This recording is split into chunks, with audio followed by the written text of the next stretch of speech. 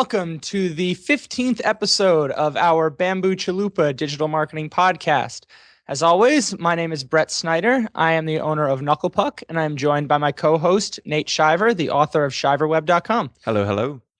So for today's episode, we actually have a very special guest joining us. We have one of my oldest friends and colleagues in the SEO industry, a woman who actually trained me early in my career. Her name is Jess Hill. She is the SEO Manager at 99designs. For anybody who's not familiar, 99designs is a graphic design marketplace that connects customers with graphic design needs to a community of more than 900,000 designers around the world. 99designs has experienced extraordinary growth since its founding in 2008. Jess herself has been doing SEO since 2005. She got her start as an in-house SEO, transitioned to a prominent digital agency, and ran her own consultancy business with a heavy focus on SEO as a tactic to build brand awareness, attract visitors, and drive conversions. And today, she's here to talk to us about pursuing SEO at a hypergrowth startup like 99designs. Jess, thank you very much for joining us. My pleasure, and thanks for having me. Yeah, and just one of the reasons we're so excited to have you on is that 99designs, it's like Brett said, it's what I would call a hypergrowth startup. It's one of those companies that it's in an emerging market with a lot of new demand and a lot of huge upside, but it's also really competitive, and it's providing a service in an industry where the user and customer experience aren't really nailed down yet.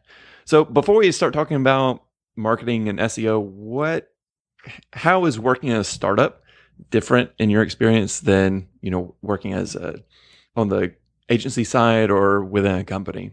Startups are definitely, it was a new breed to me living on the East Coast. It's generally, I think of it as being a West Coast thing. And startups are just very focused on growing their users and growing their sales, and basically doing almost anything they can to get that way. Essentially, what happens is, somebody comes up with an idea, then they get funded, and then you figure out, okay, how are we actually going to make this grow? And that's when everybody just puts all their thinking caps on and comes in, analyzes the channels they can be in, and essentially starts to look at where the growth markets are.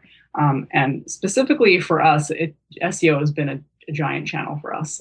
It took a while.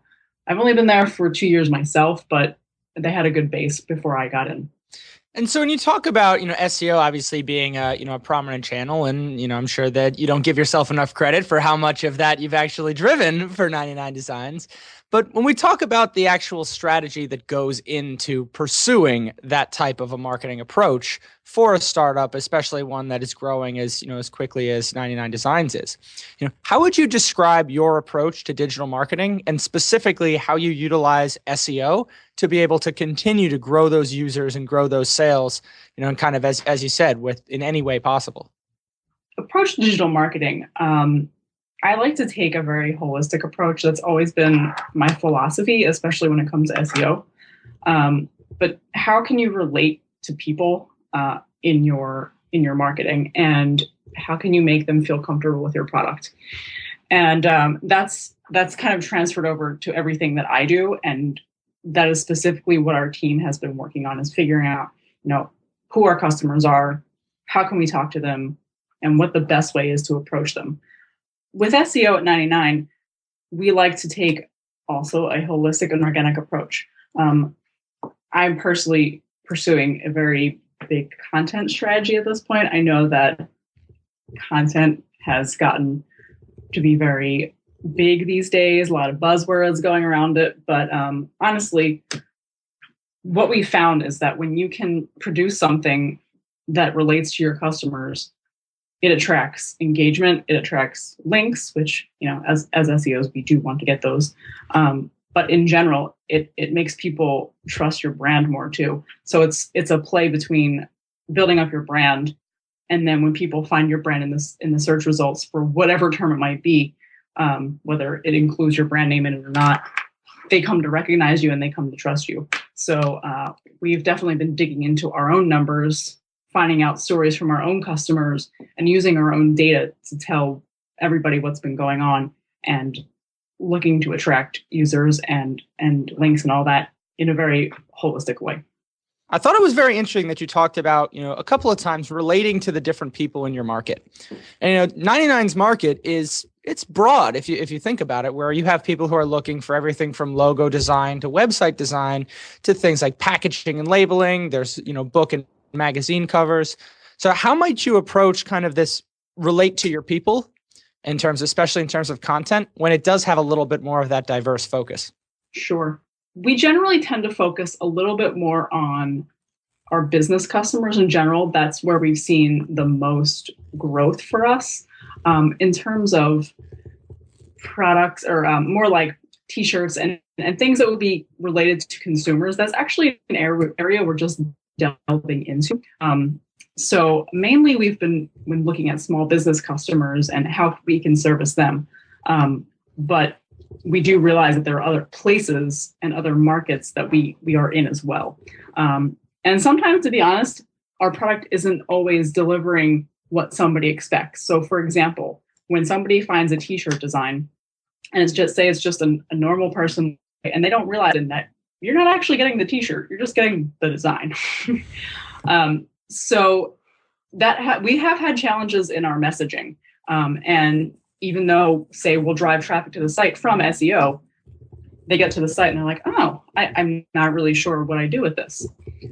So basically what we do in general is figure out where our market is and how we need to approach what we're saying to that person. And a lot of it recently has been doing a lot of tests using, I'll throw that name out there, Optimizely.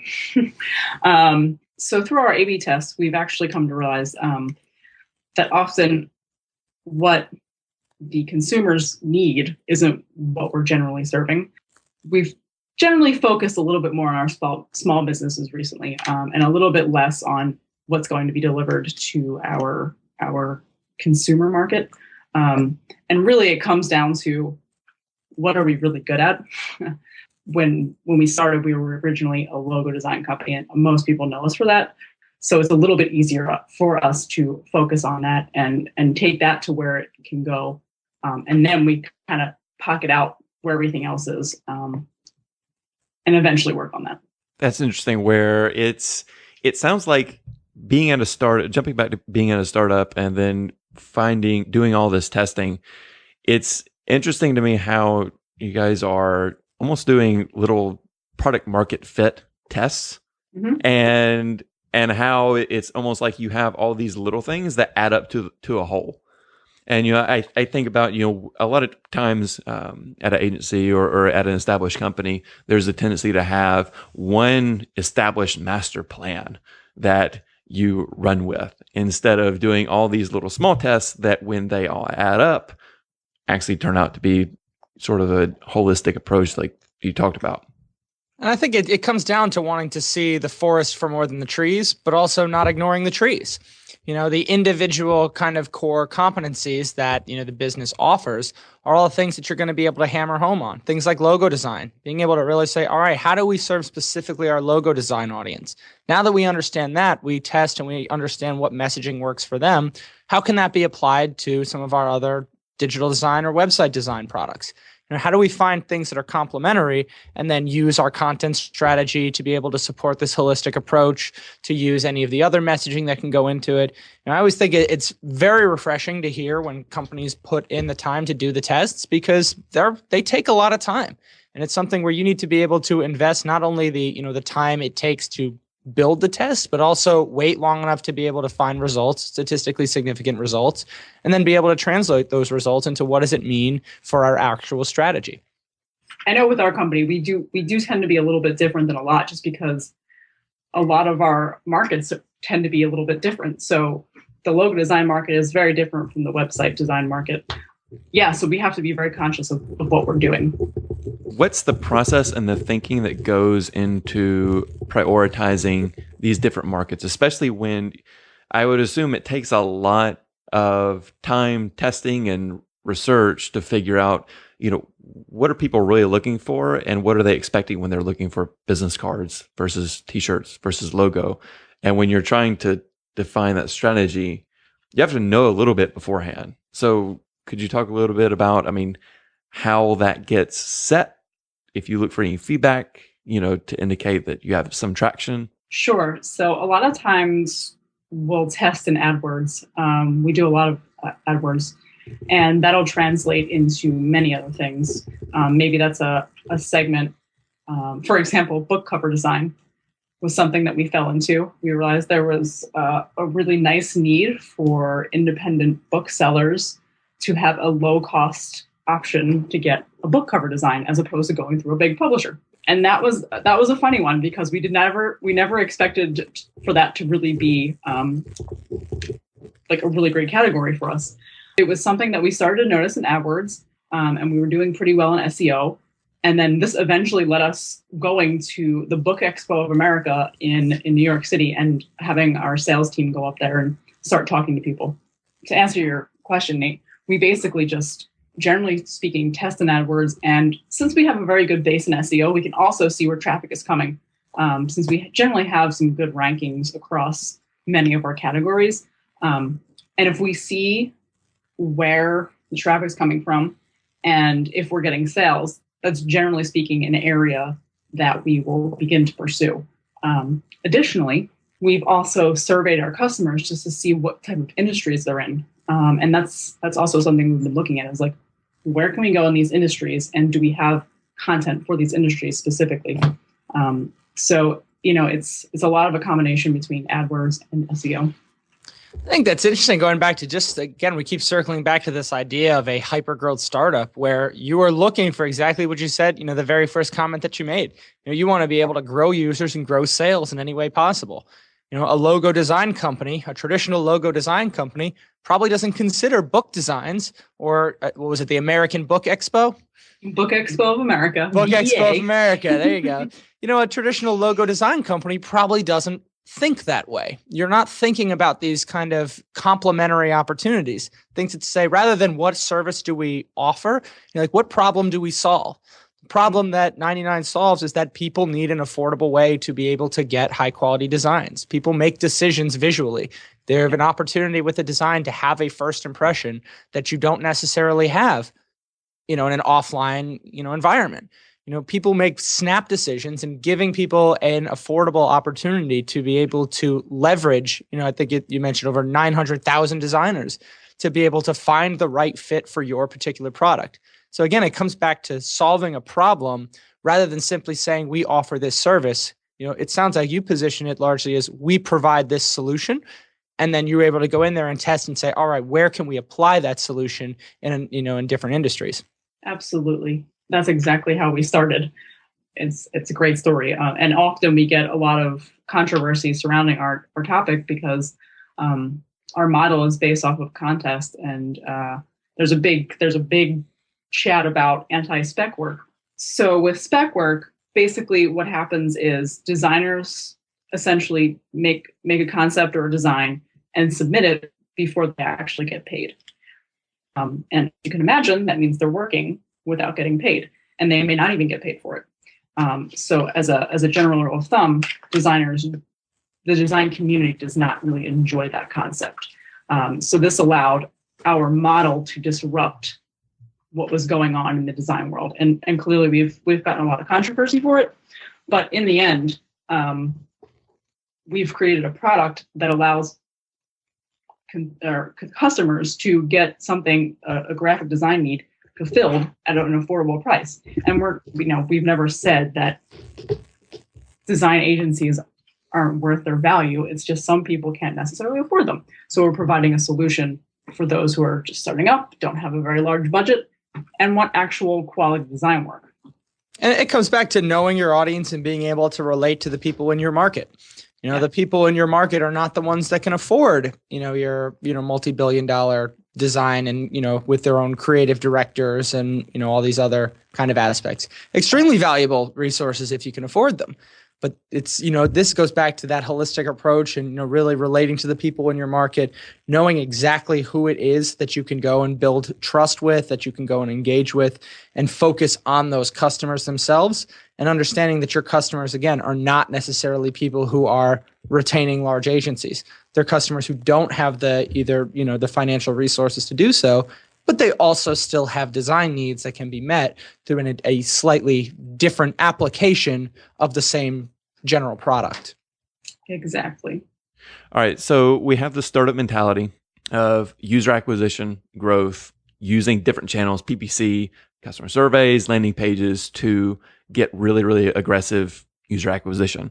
How do you really measure success, not just year over year, but I mean, month over month, week over week, in a market where, you know, like you said, with spec work, it's sort of a new market, something that 99 Designs almost created? Basically, we measured on sales.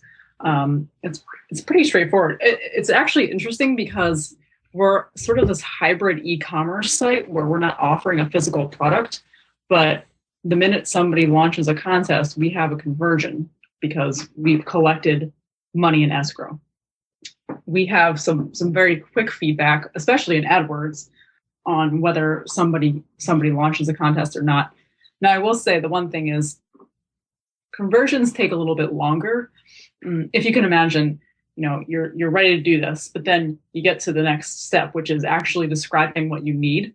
So you may not be ready to fill everything out right at that moment. So basically what happens is you get your thoughts together and put it into a design brief and describe everything you need. So if I can ask you just to kind of go a little bit more into that, so if I'm a small business coming and considering this product, what types of items, just for some context here, actually go into that design brief?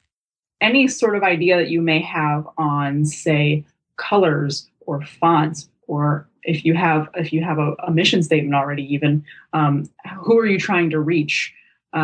Because all of these can bring up specific personas for a designer, and they want to know exactly where you're trying to head with your idea. If you can pull examples from, say, other websites or what other people have done, that's always helpful. If you have ideas on, you know, what your industry might relate to, also helpful. But anything you can really think of or describe to a designer that will give them a direction to start creating something for you. Say even simple as, you know, I like curves as opposed to straight edges. It's, you know, the more descriptive you can be, the easier it is for somebody to start envisioning what you might want. Right. And the reason I asked that, it kind of goes back to this idea of measuring success, where you're in a very, for lack of a better word, a very subjective industry in the sense where whether or not somebody's going to be happy with the final product. And so when you're gauging successes, you can obviously look at the number of contests that were run, the number of, you know, designers who actually, you know, pursued that particular contest.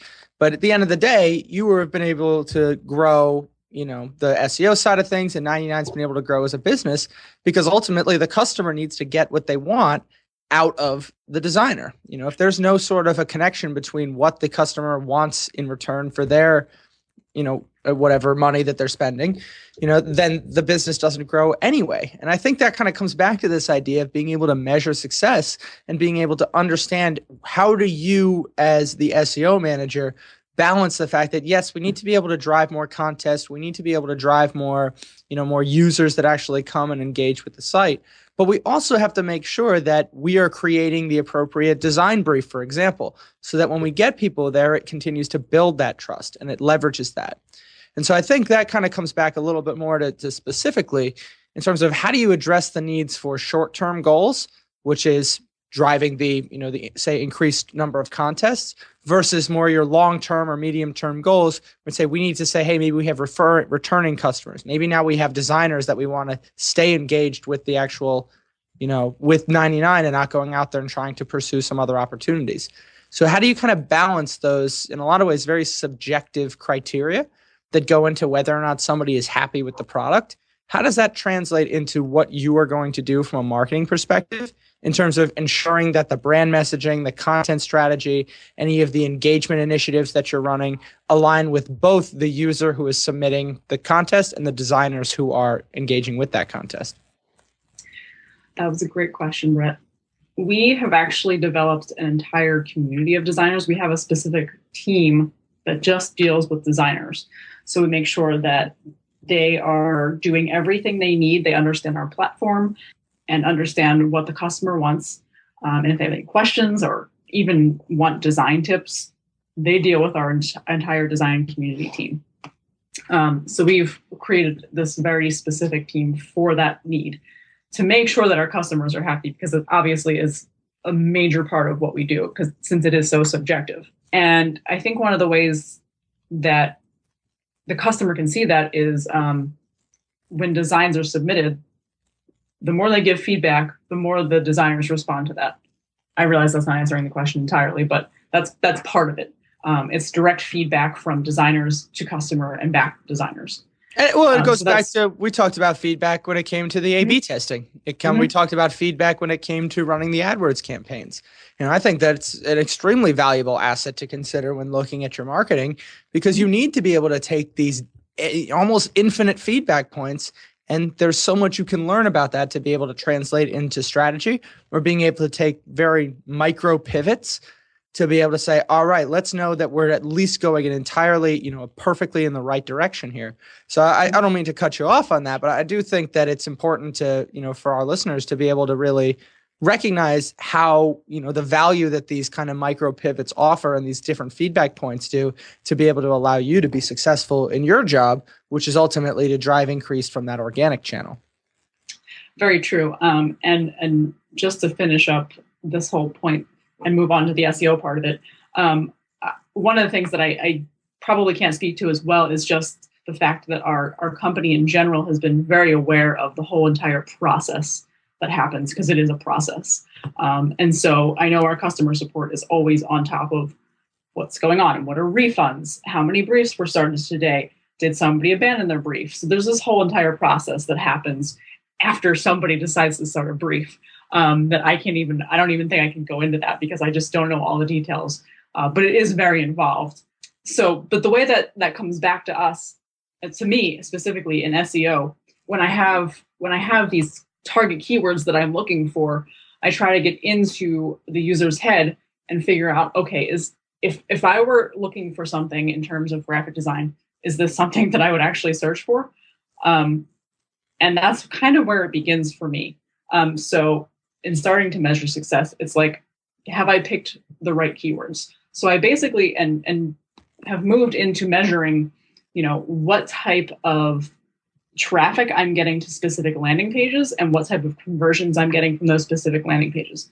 And there's two different ways to look at it. We have our product category pages, which essentially leads to the contest, right? And that's an easy thing for me to measure. They came. I can't determine all the keywords, right? Because we don't have that information anymore. Unfortunately.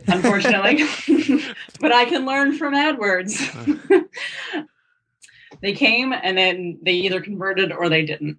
And I can tell basically either by search volume for the terms that I'm targeting, whether I'm attracting more traffic due to those, or if I've expanded my keyword list, if I'm attracting new keywords due to those, and then basically just seeing what my conversion rate is off of that. But then also there's the content side of it, which doesn't really translate into a purchase, because that's more of a warm lead for our entire company. So if somebody comes in on a tip article, that's not like, oh, hey, let me start a design brief. I'm starting to understand this whole design sphere that you guys are in. And so we need to have a conversion from that, which is generally speaking an email sign-up of some sort, that leads to hopefully one day a sale. So it could be a short-term, quick analysis of, hey, yep, I got these keywords correct. They came in and converted, or, okay, we sent them to email. It came from SEO, then it went to email, and then maybe did it convert to a contest. So that's kind of how I take a look at it. In terms of short-term goals versus long-term goals, I have to basically measure traffic and sales each month and sort of see where we're at. And from there, I say, okay, we're good in a certain category. Is there anything else that I can do to help that? And those sort of turn into my long-term goals. Is there anything else that I want to accomplish on the site because of this one area that we're in? And then short-term, I don't know if I actually really have any effect on short-term goals, just because everything is such a long process with what I do. So yeah, short-term goals are just basically making sure that I'm not falling off the radar in areas. I love how you mentioned content as a way to sort of broaden the net, broaden your footprint and keywords. And then also, could you expand on how content plays into generating new demand? Because I think that relates to, how 99 design, it's kind of in a different space. I mean, if I was searching for graphic design, a lot of people don't even know that's an option. It's actually specific to searching for graphic design because graphic design is so broad. It could mean so many different things. So the way we've taken it is more, how can we get specific and how can we speak to exactly what people are thinking? What kind of frame of mind are they in? So if I'm a real estate agent and I want a business card, I might search for real estate business cards. So I would go and type that in, and that's where we're seeing, places that we can be is other industries that we can talk to. Are there different areas of the country that we can talk to? And that's why the space is a little bit interesting, because you can kind of take many different combinations from the products that we offer to the people who might be searching for them and create very specific content related to them. Interesting. And so as far as measuring success, you're looking at people who are coming into that content and then not just reading it, but they want more information, whether it's via email, whether it's via checking out the rest of the site, or hopefully at some touch point, converting into a sale, converting into a contest. Yes. I mean, that is the ultimate goal is for us to grow.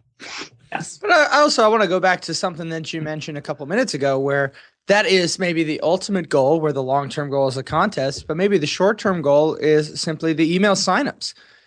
Giving you another opportunity to be able to speak to that actual user. And I think that is something that I really want to be able to kind of hammer home here, because it's talking about conversions. People think about conversions as only almost like last click. Almost like you think about last click attribution, where if somebody goes in and Google's logo design and then they find 99 Designs, but they also find 3 or 4 other sites, they come back and eventually go 99designs.com and actually, convert there, that direct visit gets the conversion, but the original introduction to the brand came from organic. It's a very similar approach to what you were talking about with if somebody comes in on, say, a tip line. I think you called it a tip article. Yeah. So if somebody comes in on that and say, all right, we've at least got some sort of engagement. We have taken that first step. They have opted in to some sort of a relationship with our brand. How can we curate that relationship to be able to lead them down the funnel for our long-term goal of eventually starting that contest or starting the brief? And so when we really kind of look at it that way, it does have this balance between short and long-term goals. It does have this balance with what content can be used for in terms of a tool or an asset that can be able to move people through that funnel. It's not a step 1, step 2 approach. It's more of a fluid kind of tunnel that you go through to be able to go from user wants and needs, brand solutions. How do we match those up? And they don't necessarily always match up right away. Your idea with the real estate business cards. This is somebody who wants something very specifically tailored to them. That is almost when, hey, let's broaden their understanding on this. Say, hey, we are ones where we have real estate business cards, but we can also do them for accounting firms. We can also do them for, services business, plumbers, contractors. We can do it for any number of industries here. And you're almost redirecting the conversation in a way that aligns with those solutions. And I think from hearing a lot of what you're talking about in terms of, especially with, the challenges with messaging, the challenges with building that trust, it comes down to making sure that you're leveraging everything that you have that supports your long-term goals, but also finding ways to get little small wins along the way to keep people engaged with the brand and give people the opportunity to, again, convert further down that funnel into the ultimate start a brief, begin a contest, actually end up as what we would consider to be a traditional sale or conversion.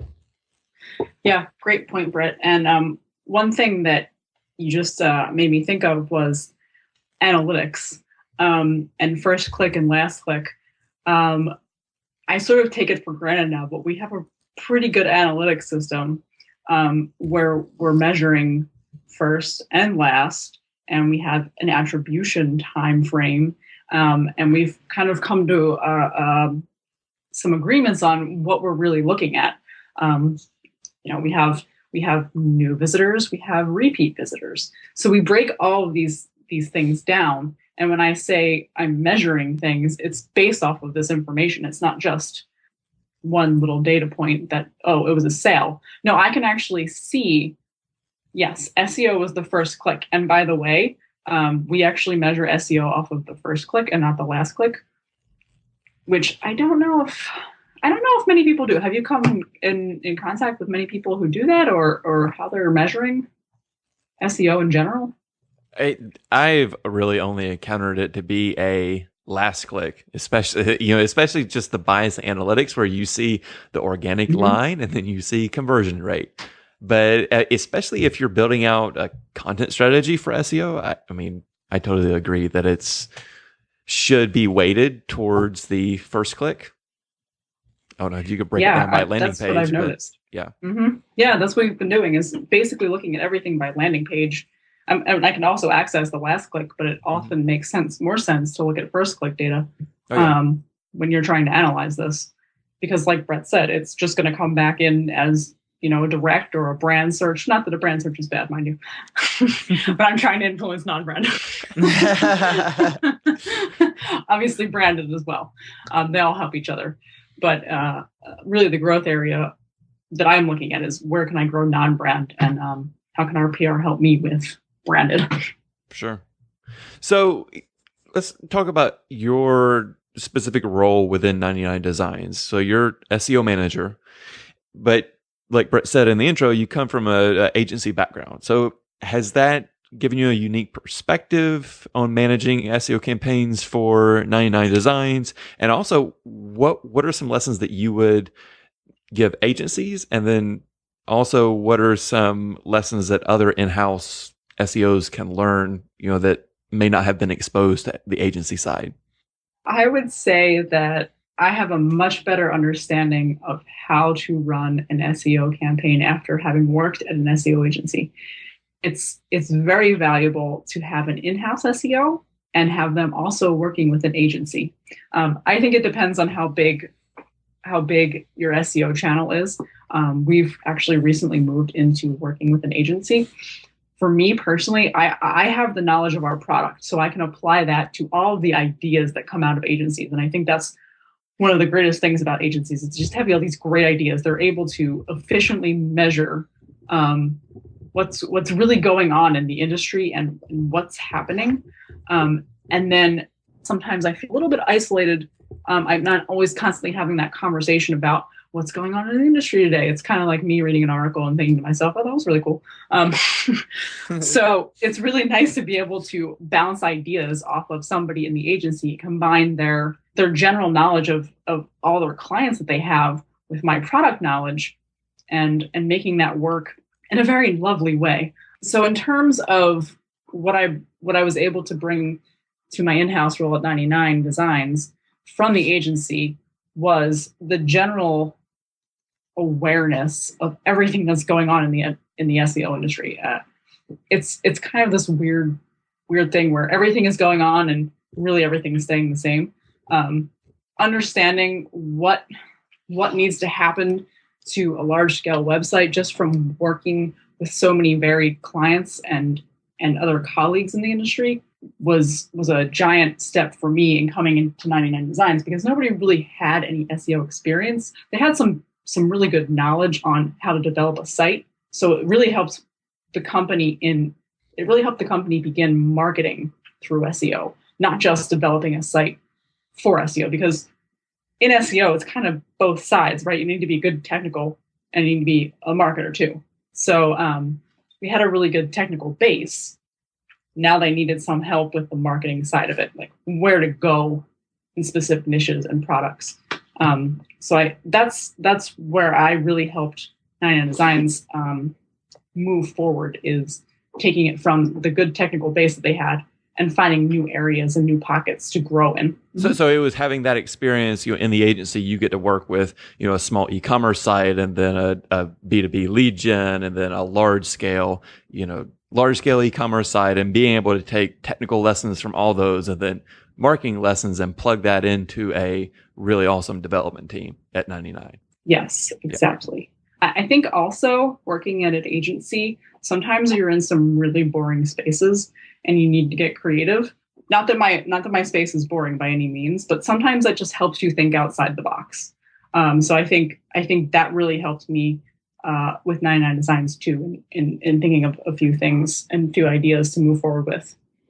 I think that also comes back to, what you were talking about with looking at the, with the book publishers, to being able to say in a quote unquote boring industry, in an agency, role, in a boring industry, you can't necessarily say, hey, well, we're going to write a blog post and we're going to do a resource link building and we're going to go through our traditional, kind of checklist of ways that we go and we build awareness.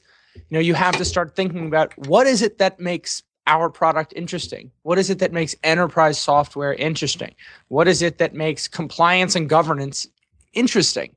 These are the ways that we have to think in an agency background, which I know, we all share, at least in some degree, an agency background as far as marketing.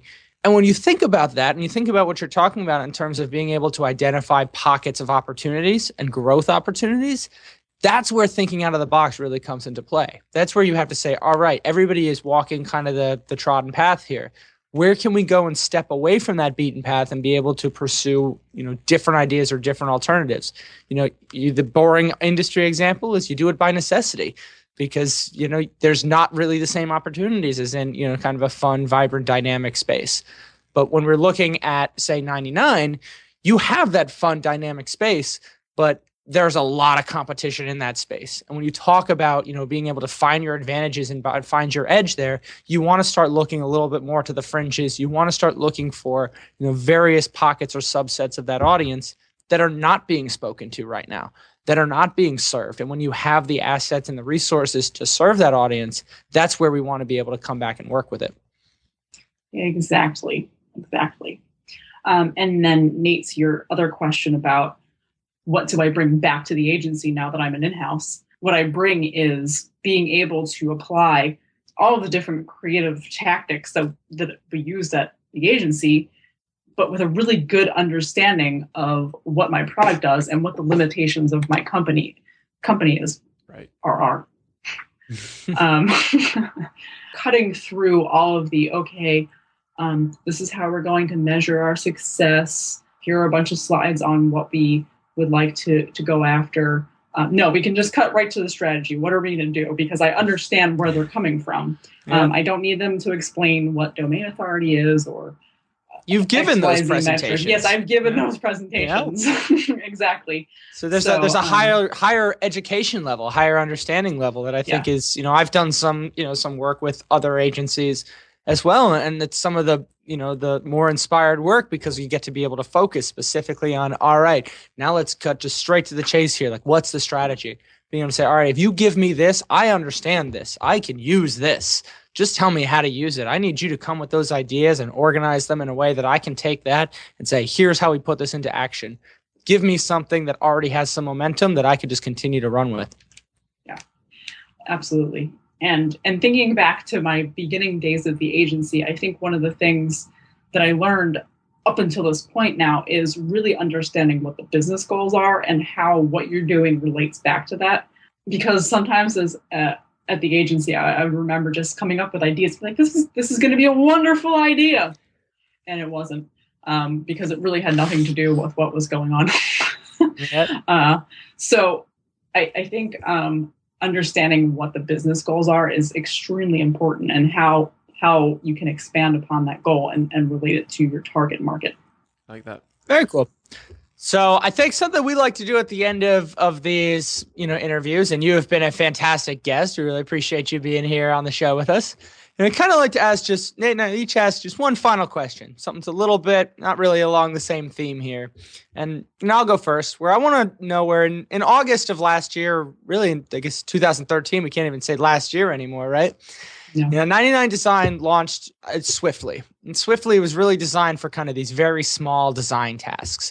And it's at $19. You can have, you can touch up, change. You can vectorize your logos. You can touch up different photos, very quick and agile changes. And, those can be done within an hour.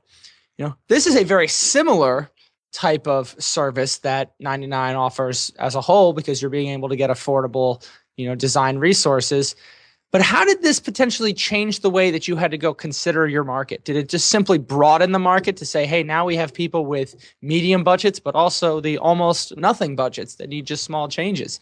In what way did having to incorporate this new extension of the business swiftly, incorporating that into the overall SEO strategy for 99? Interestingly enough, in the beginning, we tried to make this as a separate product. As you mentioned, it was called Swiftly. The way I approached it was, it actually didn't really interfere with anything that we were doing on our main contests and targeting areas. What happened was we found that there were more niche keywords that we could go after, such as logo touch-up or photo touch-up or whatever it might be. So it really came down to a different target audience. And nothing really overlapped, which was very useful. But secondarily, we had an entirely separate website, and we were trying to make this, it was like an umbrella 99designs product. And then actually just recently, we brought it back over to our 99designs site, and we've rebranded it as Tasks. Okay. But even at that, it hasn't disrupted anything that we've done. And it really was, again, it came back down to finding our target audience and doing keyword research and testing in AdWords and then moving that over to what we were doing on the SEO front. Very cool. So I'll run it out with just a quick question. What is a particular success that you've had as SEO manager that you're particularly proud of? Small or big? I know some of my most valued wins are often small things that only other SEOs can identify with. I think this is something else that I learned transitioning into an in-house position yet again. My first in-house position was with a very small company. We had about 5 people. 99designs is about 100 people. It's been a little different for me getting resources. So you kind of have to do some petitioning and marketing within your own company to get what you need. So for me, most recently, and I actually can't specifically mention what it is because we haven't kicked it off yet.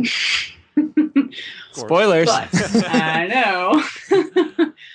But I've been able to move forward an expansion project that I've projected to be really good for SEO and to bring in more sales. And it was a very big collaboration across teams, literally across continents.